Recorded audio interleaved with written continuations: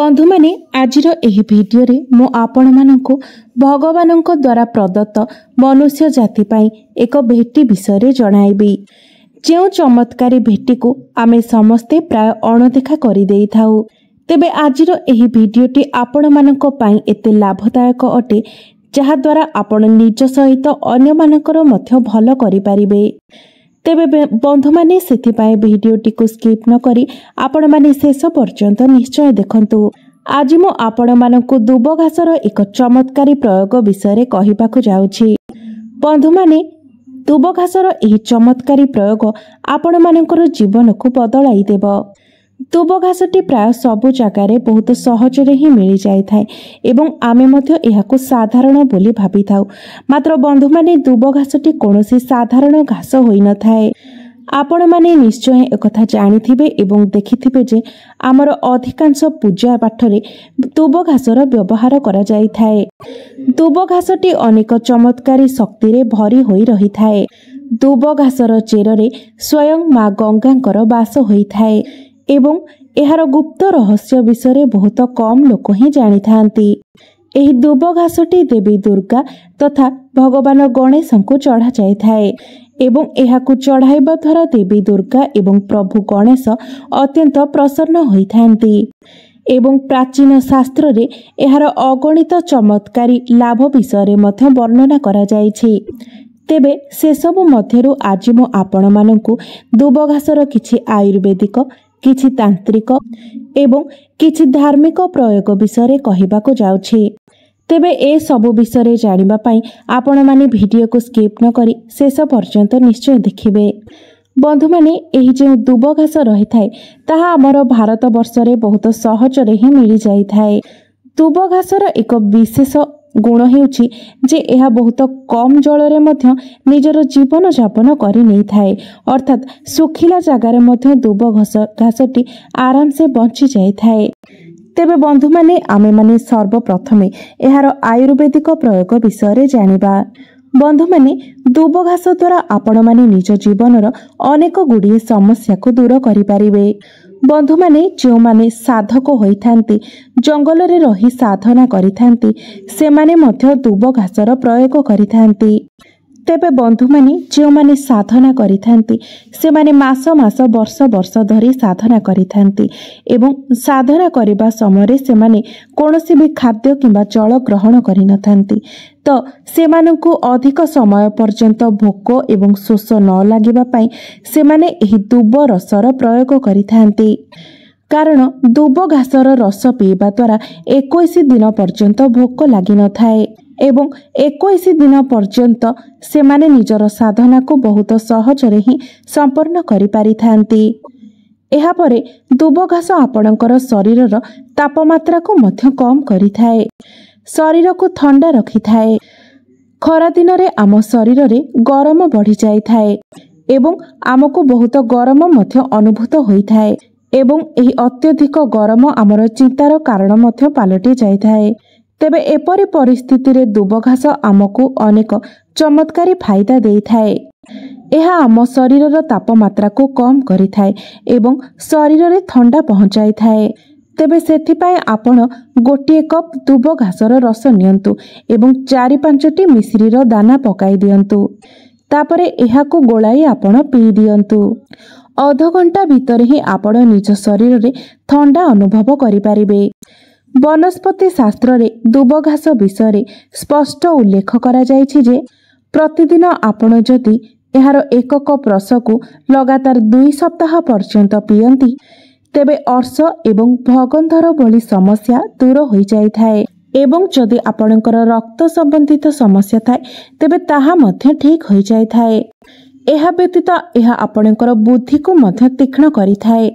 तेबे बंधु माने जदि आपणक घरे छोट पिला अछंती एवं तांकर पाठ मने रहु नाही, पाठ पढ़ारे तांकर मन लागु नाही एवं आपण चाहुछंती जे से भलो पाठ पढ़ंतु, तांकर पाठ भलो भाबरे मने रहु एवं तांकर स्मरण शक्ति बढ़ी जाऊ, तेबे आपण दुब घासर आधा कप रस बाहर करंतु एवं आपणकर पिला को केवल 7 दिन पर्यंत पीवा को दियंतु।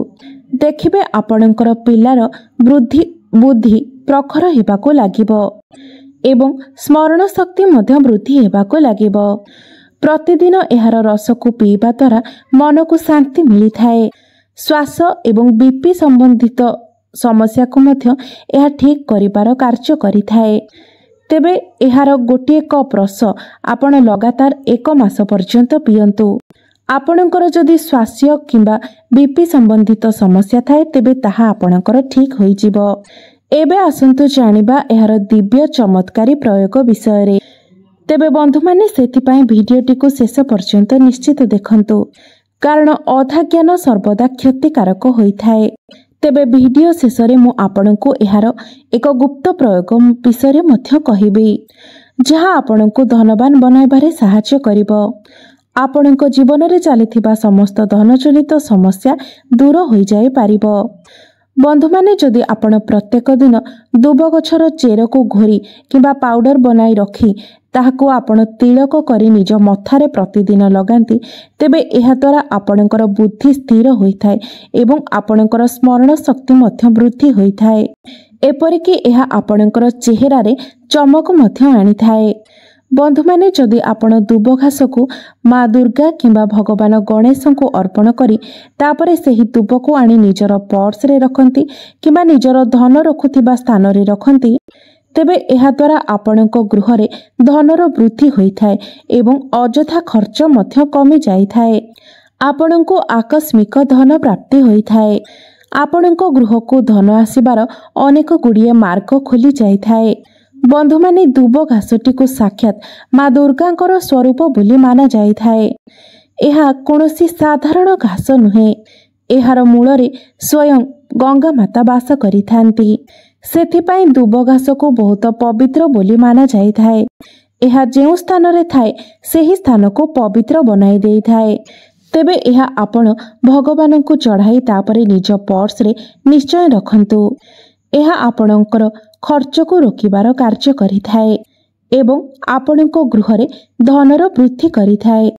तेबे बंधु माने जदि आपण रवि पुष्या नक्षत्र रे एहार चेर को बाटिकी पियंती, तेबे एहा आपणको शरीर रे थिबा दिव्य शक्ति गुडी को जागृत करिथाए। नपुंसकता को दूर करिबा पई एवं संतान सुख प्राप्ति करिबा पई मध्य एहार व्यवहार करा जाइथाए।